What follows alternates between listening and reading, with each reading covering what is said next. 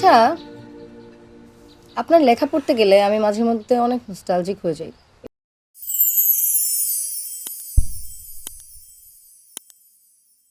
অভিনয়ের অঙ্গনে সুনেরা বিনতে কামাল এক রহস্যময় চরিত্র। টিভি নাটকের জগতে খুব একটা দেখা মেলে না তার, কিন্তু যখনই কোনো উৎসবের বিশেষ আয়োজনের প্রস্তাব আসে তখন তাকে দেখা যায় সেই চরিত্রে।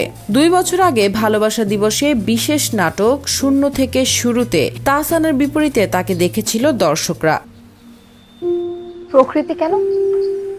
সেই সুনেরা আবারও ফিরছেন, কিন্তু এবার তার সঙ্গে রয়েছেন ইরফান সাজ্জাদ। নির্মাতা রাঘিব আহমেদ পেয়ালের পরিচালনায় নির্মিত দাবা ঘর নাটকে সুনেরা এবং ইরফান সাজ্জাদের জুটি যেন দর্শকের মাঝে নতুন আগ্রহ তুলেছে।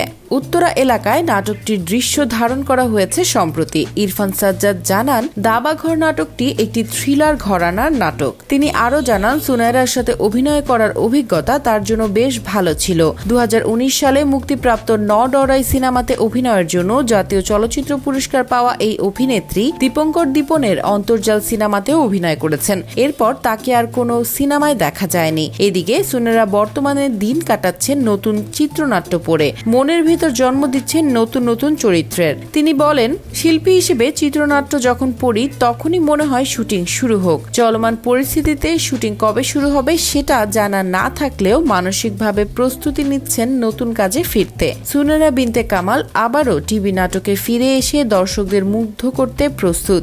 দাবাঘর নাটকে তার অভিনয় কতটা দর্শক জনপ্রিয়তা পায় সেটাই দেখার অপেক্ষা রইল।